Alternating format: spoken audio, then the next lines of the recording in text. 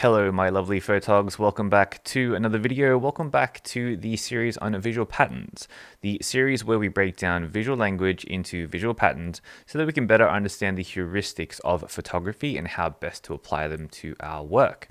Now, again, if you don't know what any of those terms mean, make sure to check the very first video of the series where I break down visual language and visual patterns and everything you need to know about it so that you can get a better understanding of why you would potentially use this kind of system versus something like photography rules, for example. Now, in this video, we are going to be talking about contrast. Now, when I say the word contrast, you probably are thinking of, the Lightroom slider, this one. And you'd probably be right. For most intents and purposes, what we're talking about when we talk about contrast in photography is to do with that slider. But you'd also be selling yourself a little bit short if that's all you thought about. You see, in photography, there's actually a whole bunch of different types of contrast, and that's what I wanted to cover in this video today and introduce you to a couple of these concepts. So to start this video, I actually wanted to jump into the dictionary meaning of what the word contrast means. And this will make a lot more sense as we go on through the video. But the dictionary meaning is the state of being strikingly different from something else in juxtaposition or close association. Now, the strikingly different portion is the key phrase that I want to focus on, especially when it comes to photography, because we usually are talking about tonal contrast when we're talking about the strikingly different portion, the contrast of an image. And that is the brightest portions of the image versus the darkest portions of the image. But as I alluded to earlier in this video, there are other different types of contrasts that are super useful to us in our photography practice that I want to introduce you to as well. So let's dive into some of those. Okay, and just to recap the basics, what I just mentioned, tonal contrast. Tonal contrast is the difference between the lightest portions of the image and the darkest portions of the image, usually done with a purpose, usually done with an intent. And we will get more into the purpose and the intent in the examples later on in the video, but for now, this is the basics of contrast. This is the basics of tonal contrast. Now, the next one is color contrast. And if you haven't checked out my last video on color theory, then I highly recommend that you do that before you watch the rest of this video, as it'll make a whole bunch more sense. But color contrast is exactly what it sounds like. It is using color to create difference, to create a contrast. Usually that's done through the complementary colors, so the colors on the opposite sides of the color wheel. Not always, but it is usually done in that way. And the third and final contrast that I want to introduce you guys to is conceptual contrast or juxtaposition. Now, this is more of a kind of grouping together of ideas when I talk about conceptual contrast, but it refers to ideas like hard versus soft, or nature versus urban, or old versus new. It's generally these elements within the image itself that are contrasting each other in a way that's a little bit unusual. Maybe it's a person standing, left and another person standing right, and the two people contrast each other because of what they're wearing or something like that. There's a whole bunch of different styles of contrast that it could be. So this conceptual contrast is kind of an umbrella for all of those. Of course, there are a great many different types of contrast out there in the world. And so I encourage you to go out there and look for them yourself and add them to your photography. As for now, we will go through a little bit of the why you would use them and how you would use them through the use of some examples.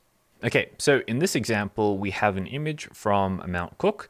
We have all of these lovely mountains here, and I want to talk about the reason why tonal contrast works.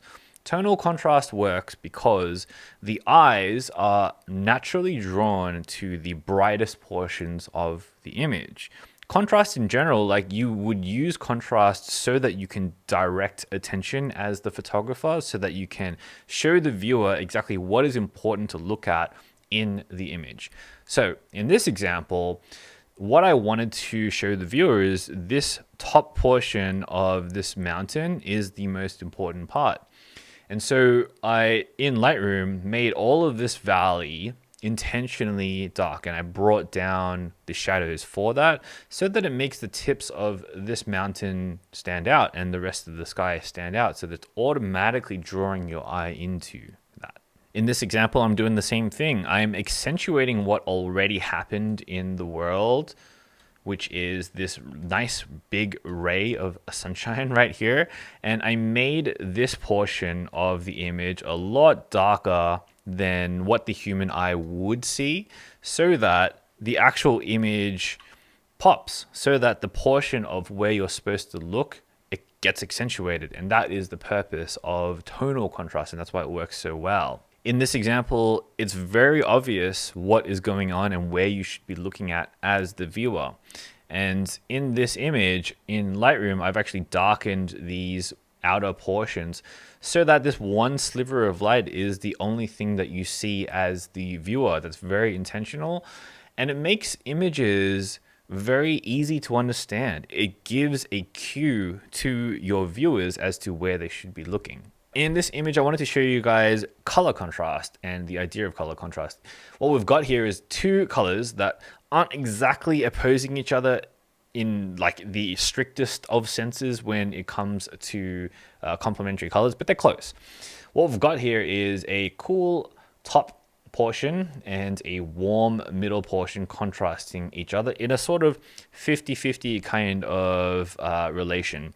And in my opinion, that makes the image quite balanced and quite easy to look at and easy to understand.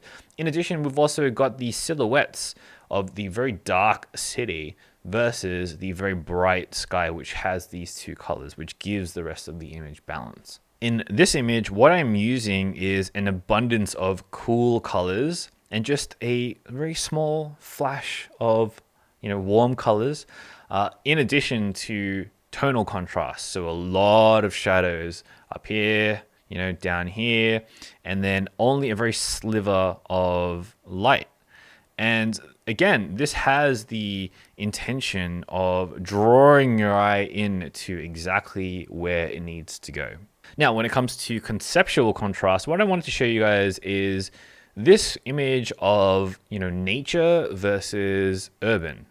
What we have here is a very natural foreground of a sakura, very gentle, flowers.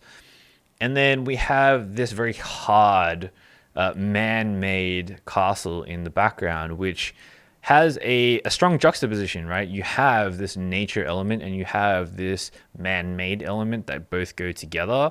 Whatever meaning you want to associate with that is obviously up to you, but this is a technique that you can definitely add to your practice in your photography. In this image, we've got the whole man-made versus nature again in the form of these, this little house in the middle of nowhere.